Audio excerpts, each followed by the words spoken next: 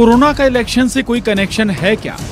ये इत्तेफाक है कि एमपी में सत्ता परिवर्तन के दौरान से कोरोना को सियासी ढाल बनाने की कोशिश की गई और राजनीति में कोरोना का कनेक्शन बना रहा। याद कीजिए, 4 महीने पहले कमलनाथ सरकार के फ्लो टेस्ट के समय भी कोरोना से सरकार के बचाव की बहुत कोशिशें की गई थी।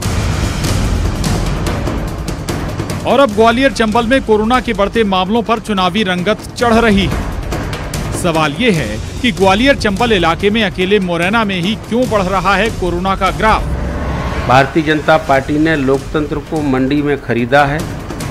जो लोकतंत्र को खरीद रही हो, लोकतंत्र की नीलामी करने वाली पार्टी की सरकार है, तो ये 24 सीटों का जो इलेक्शन है, इस इलेक्शन को प्रभावित करने का भारतीय जनता पार्टी का षड्यंत्र है।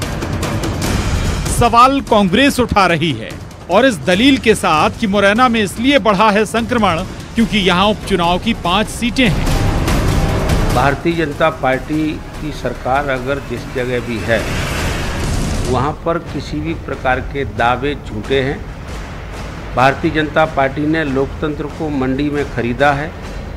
जो लोकतंत्र को खरीद रही हो, लोकतंत्र की नीलामी करने वाली पार्टी की सरकार है, तो ये 24 सीटों का जो इलेक्शन है, इस इलेक्शन को प्रभावित करने का भारतीय जनता पार्टी का षड्यंत्र है।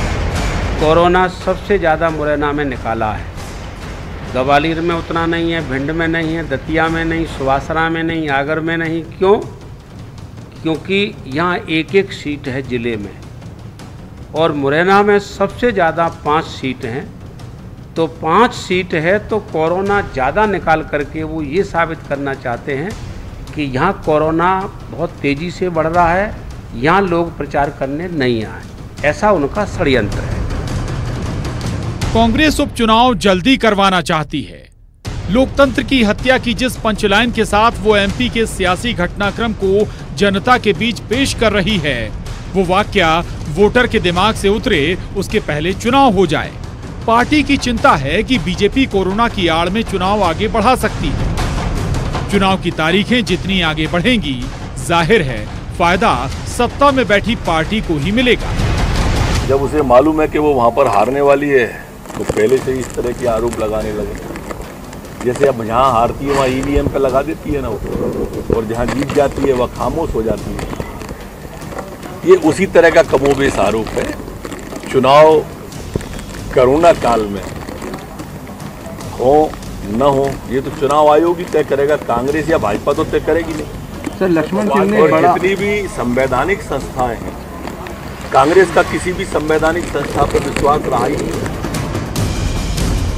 दिलचस्प ये है कि कोरोना का डर मौके मौके से महसूस किया जा रहा है। पहले बीजेपी कमलनाथ सरकार से कह रही थी कोरोना से डरो ना।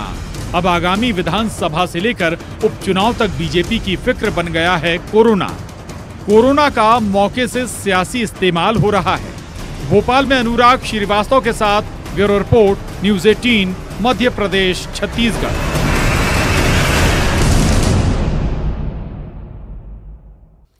चुनावी चकल्लस में अभी सियासत के कई दांव देखे जाने बाकी हैं। करिए सिर्फ थोड़ा सा इंतजार, हम हाजिर होते हैं इस ब्रेक के बाद।